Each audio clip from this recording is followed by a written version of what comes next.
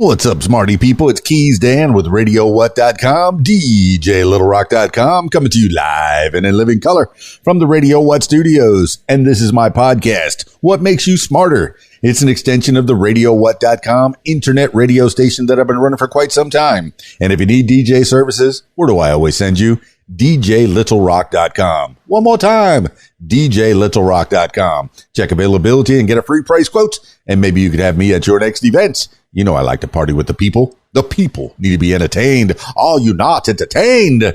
Make your next thing a big one. Also, if you'd like to tell your story or hear the stories of others, I encourage you to check out my other podcast. It's called What Makes You Famous. Find it everywhere using the hashtag What Makes You Famous. And add me on Spotify. I think I need some more viewers on Spotify. Now, on with the show.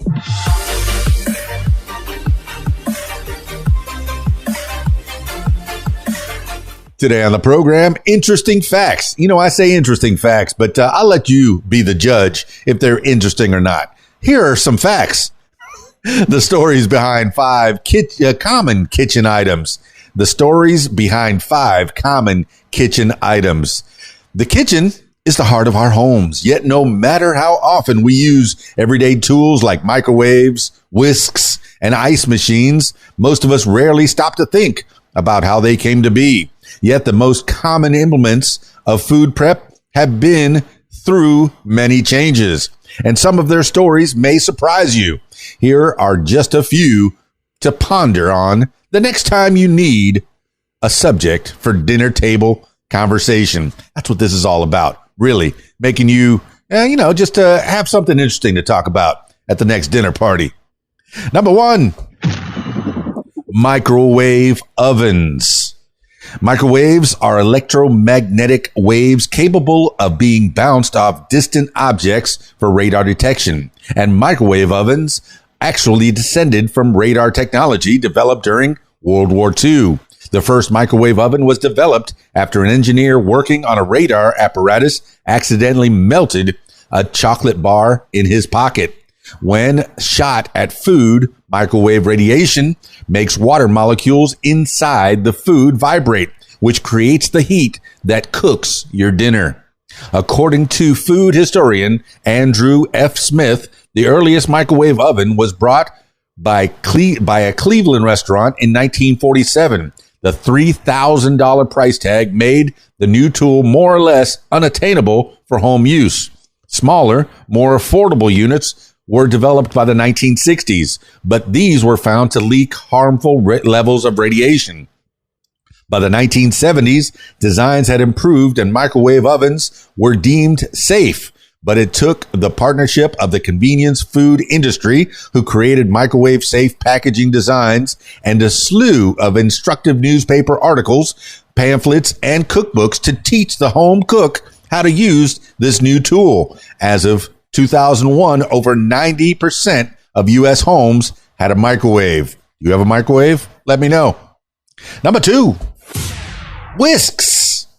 Up until the 19th century, most women made their own whisks out of bundles of birch sticks. This type of whisk is still used by some chefs for delicate sauces and whipping meringue. And it can be a great alternative for whisking on easily damaged nonstick surfaces. Wire whisks with the classic hot air balloon shape came into use in the early 19th century, and the first rotary beaters were patented in the 1860s, featuring 1 or 2 interlocking whisks powered by a hand crank.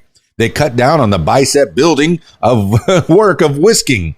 These rotary beaters still have their place in the kitchen, and they can whisk meringue in half the time of an upright electrified mixer without leaving dregs of unbeaten eggs at the bottom of the bowl. Cool. Number 3, grills. No, not your teeth. I'm talking about grills. Barbecue, baby. Before the 20th century, outdoor meat cooking was done on massive grills, spits, or in barbecue pits lined with hot coals. Hot, heavy, and time-consuming. This was labor usually performed by groups of men, and in the South, enslaved men. But in 1897, the charcoal briquette was patented, cutting down on time and labor. And in the 1950s, the classic and compact Weber kettle grill, please sponsor me, was developed from a Lake Michigan buoy. Its lightweight design and stylish shape opened grilling to all. When retailers began marketing home grills, they targeted men because there was a tradition of men cooking barbecue, but also because men were usually the breadwinners. The thought was that women wouldn't be interested in buying another cooking appliance when they could just use their stoves. By targeting men, advertisers were finding a new market for cooking, and men were being motivated to feel that cooking outdoors over a fire was a very masculine thing to do. To this day, professional grill masters and grill pit masters are typically male. Number 4. Ice makers. Ice makers. At the beginning of the 19th century, the ice industry, ice baby, was rapidly expanding. New England was the world's leader in ice production. Ice cutters used new horse-drawn blades to cut off frozen lakes. The ice was insulated in ice houses and could stay frozen until the following October. According to food historian Jerry Quinzio in her book Of Sugar and Snow, A History of Ice Cream Making, by 1800, ice was being shipped to the West Indies, and in 1833, a Boston ice merchant began making regular shipments to Calcutta. That's in India. How about that? Ice became cheap and readily available by the mid-19th century, which spurred an abundance of ice drinks. The ice would have been brought into bars, soda fountains, or ice cream parlors in large blocks and skillfully chopped into different shapes by the resident bartender. The first mechanical ice maker was patented in 1851 and was designed to convert water into ice artificially by absorbing its heat of liquefaction with expanding air. Initially, the machine was meant to help treat yellow fever patients. Ice makers were first added to consumer refrigerators and freezers in 1953. And the fridge door ice dispenser we're familiar with today was introduced in 1965 by Frigidaire. Do you have an indoor ice maker? I finally got one after all these years, and it's so convenient. I can get my ice without having to open the door. How about that? Number 5, straws. The earliest depiction of a straw is on a seal found in a Sumerian tomb, dated to 3000 BCE. It shows two men using what appear to be straws, taking beer from a jar. Beer brewed in ancient Mesopotamia and Sumeria was unfiltered, so it was full of grain and chaff that floated on the surface. The straw allowed drinkers to access the beer underneath. While most of these ancient straws were made from reeds, museums have examples of extraordinary early straws, including a pure gold straw and a gold and lapis lazuli drinking tube, both from the ancient city of Ur in what is now Iraq. That's pretty cool. Straws didn't become popular again until the mid-19th century America. Cocktail culture was thriving, and rye straws made from rye grain were used to sip spirits from drinks that were packed with ice, fruit, and mint. The sherry cobbler, one of the most popular cocktails in the mid-19th century, made from sherry, sugar, and citrus, became famous in part because a straw was needed to drink it.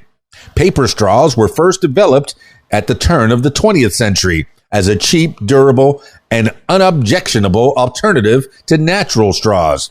In the words of inventor Martin Stone, for use in soda fountains, they were originally made with waxed manila paper to replace the color of rye straws.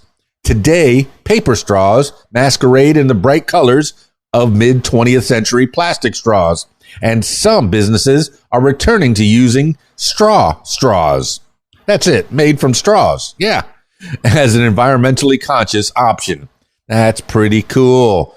These are 5 things, 5 stories behind 5 common kitchen items.